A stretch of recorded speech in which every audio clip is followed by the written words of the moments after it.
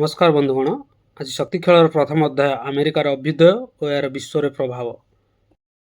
आज पृथ्वी रे कौन सी देश रे जेतबले युद्ध हेउ अवा शांति समझौता हेउ किंबा नूतन नीति आसु सेठारे अमेरिकार ना निश्चिंत थाए।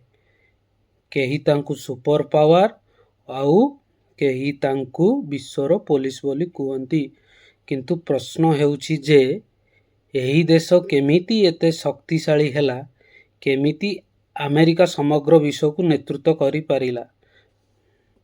देखिबा यार ऐतिहासिक विशेषता। दुईटी विश्वयुद्ध परे पृथ्वी राजनैतिक भावे विभाजन होई पड़िथिला। एक पक्षरे थिला सोवियत यूनियन, अन्य पक्षरे थिला अमेरिका। एही कोल्ड वार जुगरे अमेरिका निजर आर्थिक, सैन्य, राजनैतिक शक्ति को विकास करिला। तांकर डॉलर पृथ्वीर मुख्य करेंसी हेला। तांकर सेना देश आउ देश अवस्थित हेला। तांकर संस्कृति, सिनेमा और टेक्नोलोजी मध्य समस्त देश रे पहुंचिला। अमेरिका केवल सैन्य शक्ति द्वारा नुहे, आर्थिक और टेक्नोलॉजिकल शक्ति द्वारा मध्य दुनिया को नियंत्रण करिला, यथा माइक्रोसॉफ्ट, गूगल, एप्पल, टेस्ला। यही समस्त नाम आज विश्व अर्थनीति को नेतृत्व देउछि। तांकर विश्वविद्यालय, गवेषणा केन्द्र, स्टार्टअप कल्चर पृथ्वीर मेधावी मनीष मान को आकर्षित करे। एही बळी अमेरिका शक्ति और ज्ञानर मिश्रण होई विश्व रे निज स्थान दृढ़ करिला। सेना दृष्टि देखिले अमेरिका पृथ्वीर सबुठार अधिक सक्षम सेना रखिଥାଏ। नाटो भली संगठन गुड़िक माध्यम से विभिन्न देश सहित संपर्क रखे। संस्कृति माध्यम जेमिति आमर हॉलीवुड, नेटफ्लिक्स और पॉप संगीत द्वारा से पृथ्वीर मनोरंजन जगत को नियंत्रण करुची। एभली शक्ति, अर्थनीति और संस्कृतिर मिश्रण अमेरिका को केवल एक देश नुहे, एक ब्रांड रूपे परिचित कराइछि, द ग्रेट अमेरिका। सेतबेले थाए 1976 मसीहा अमेरिका इंग्लैंड ठारू स्वाधीन हैला। सेतबेले यार मात्र 13टी कॉलोनी थिला।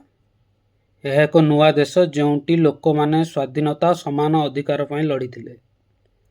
सेमानंकर नेता थिले जॉर्ज वाशिंगटन, जी आज पर्यंत फाउंडिंग फादर भावे सम्मानित।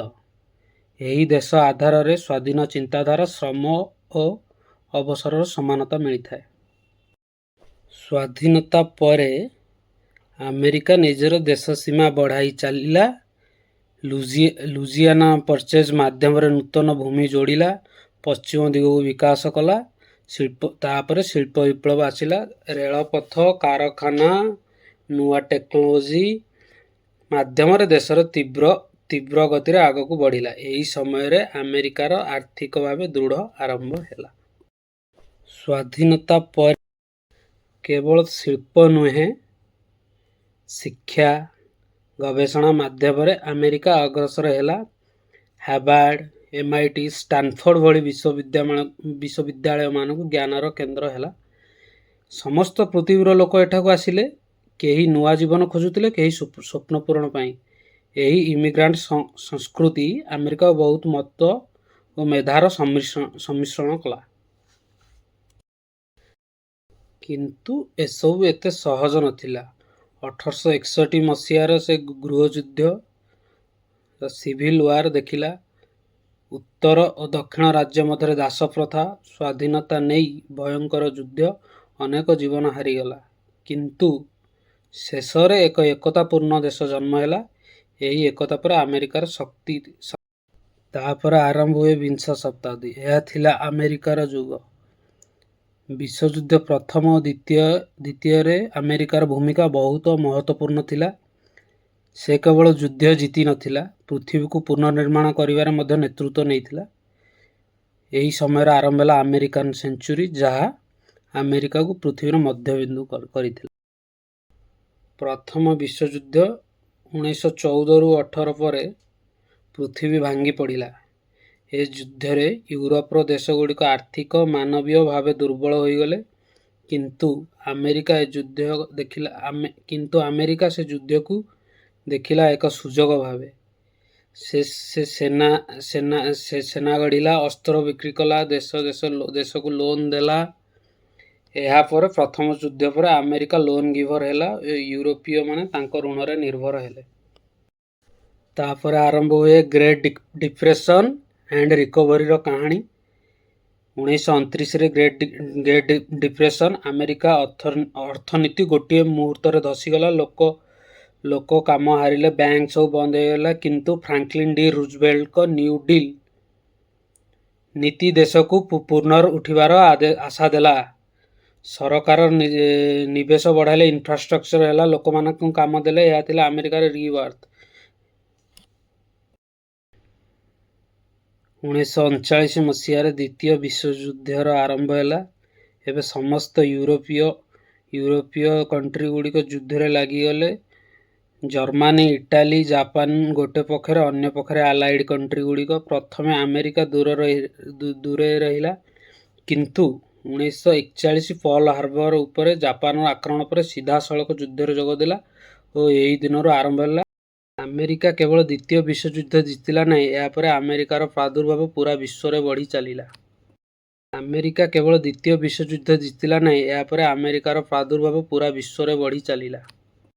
ଆମେରିକା କେବଳ ଦ୍ୱିତୀୟ ବିଶ୍ୱଯୁଦ୍ଧ ଜିତିଲା ନାହିଁ, ଏହାପରେ ଆମେରିକାର ପ୍ରାଦୁର୍ଭାବ ପୁରା ବିଶ୍ୱରେ ବଢ଼ି ଚାଲିଲା।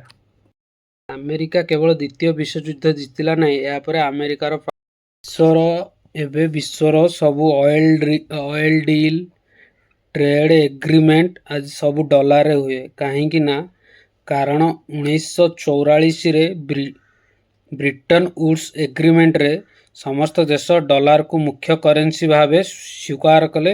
ସେତେବେଳେ ଆମେରିକାର ଅର୍ଥନୀତି ସବୁଠୁ ଶକ୍ତିଶାଳୀ ଥିଲା।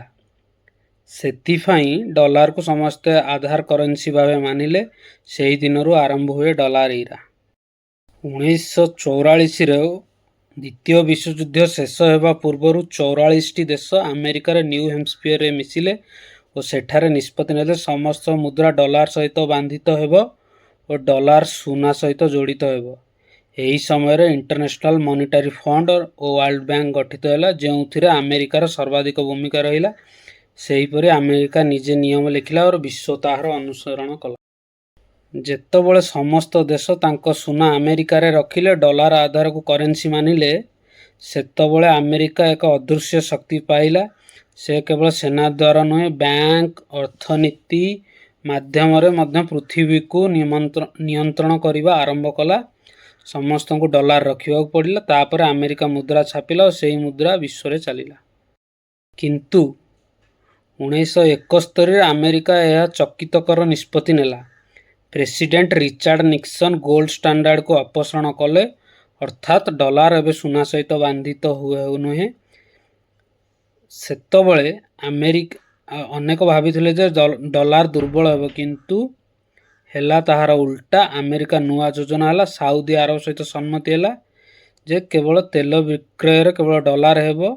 ଏହି ପେଟ୍ରୋ ଡଲାର ସିଷ୍ଟମ ଡଲାରକୁ ଆହୁରି ଶକ୍ତିଶାଳୀ କଲା। କିନ୍ତୁ 1971ରେ ଆମେରିକା ଏହା ଚକିତକର ନିଷ୍ପତ୍ତି ନେଲା। ପ୍ରେସିଡେଣ୍ଟ ରିଚାର୍ଡ ନିକ୍ସନ୍ ଗୋଲ୍ଡ ଷ୍ଟାଣ୍ଡାର୍ଡକୁ ଅପସାରଣ କଲେ, ଅର୍ଥାତ୍ ଡଲାର ଏବେ ସୁନା ସହିତ ବାନ୍ଧିତ ନୁହେଁ। ସେତେବେଳେ ଅନେକ ଭାବିଥିଲେ ଯେ ଡଲାର ଦୁର୍ବଳ ହେବ, କିନ୍ତୁ ହେଲା ତାହାର ଉଲ୍ଟା। ଆମେରିକା ନୂଆ ଯୋଜନା ହେଲା। ସାଉଦି ଆରବ ସହିତ ସମ୍ମତି ହେଲା ଯେ କେବଳ ତେଲ ବିକ୍ରୟରେ କେବଳ ଡଲାର ହେବ। ଏହି ପେଟ୍ରୋ ଡଲାର ସିଷ୍ଟମ ଡଲାରକୁ ଆହୁରି ଶକ୍ତିଶାଳୀ କଲା। ଏହି ସିଷ୍ଟମ ପରେ ପୃଥିବୀର ପ୍ରତ୍ୟେକ ଦେଶ ଡଲାର ଉପରେ ନିର୍ଭର କଲେ। ତେଲ କିଣିବା ପାଇଁ ଡଲାର ଦରକାର, ବିଦେଶ ବ୍ୟବସାୟ ପାଇଁ ମଧ୍ୟ ଡଲାର, ଲୋନ୍ ନେବା ଦେବା ପାଇଁ ସବୁଥିରେ ଡଲାର। କିନ୍ତୁ ଆମେରିକା ଏହି ଅଦୃଶ୍ୟ ଅର୍ଥକୁ ସୁପର ପାୱାର କଲା ଓ ତାଙ୍କ ଫେଡେରାଲ ରିଜର୍ଭ ଯେତେବେଳେ ମୁଦ୍ରା ଛାପେ, ସେତେବେଳେ ସମସ୍ତ ଦେଶର ଅର୍ଥନୀତି ଉପରେ ପ୍ରଭାବ ପଡ଼େ। ରଖିବାର କଥା। କିନ୍ତୁ ସେହି ସମୟରେ ଆଉ ଗୋଟେ ଶକ୍ତି ଉଠୁଥିଲା, ତ ସୋଭିଏତ ୟୁନିୟନ। ଆମେରିକାର ଅର୍ଥନୀତିର ଦୁନିଆକୁ ନିୟନ୍ତ୍ରଣ କଲା ସତ, ଯେଉଁଠି ସୋଭିଏତ ୟୁନିୟନ ଭାବ ଓ ଆଦର୍ଶ ଦ୍ୱାରା ପ୍ରତିପାଦିତ କଲା। ସେଇଠୁ ଆରମ୍ଭ ହୁଏ cold war, the battle of ideology. ରଖିବାର କଥା ମଧ୍ୟରେ ସବୁଠୁ ବଡ଼ ପ୍ରଶ୍ନ ହେଉଛି, ଭବିଷ୍ୟତରେ ଆମେରିକା ଏହି ଲିଡରସିପ୍ ରଖିପାରିବ କି ନା କୌଣସି ନୂତନ ଶକ୍ତି ବିଶ୍ୱର ନେତୃତ୍ୱ ନେବ। ଏହା ନିର୍ଭର କରିବ ଆସନ୍ତା ଦଶକରେ କୌଣସି ଦେଶର ଇନୋଭେସନ, ୟୁନିଟି, ଡିପ୍ଲୋମାସି ଅଗ୍ରସର ଉପରେ। ମଧ୍ୟରେ ସବୁଠୁ ବଡ଼ ପ୍ରଶ୍ନ ହେଉଛି, ଏ ଅଧ୍ୟାୟରେ ଆପଣ କୋଲ୍ଡ ୱାର୍ ବିଷୟରେ ଜାଣିବାକୁ ଚାହୁଁଥିଲେ ଲାଇକ୍, କମେଣ୍ଟ, ସେୟାର, ସବସ୍କ୍ରାଇବ୍ କରନ୍ତୁ ଓ ଚ୍ୟାନେଲକୁ ଆଗକୁ ବଢ଼ିବାରେ ସାହାଯ୍ୟ କରନ୍ତୁ। ମୁଁ ଆପଣଙ୍କୁ ଏମିତି ବିଶ୍ୱ ରାଜନୀତି, ଅର୍ଥନୀତି ଉପରେ ଏମିତି ଗୁରୁତ୍ୱପୂର୍ଣ୍ଣ ସୂଚନା ଦେଉଥିବି। ନମସ୍କାର।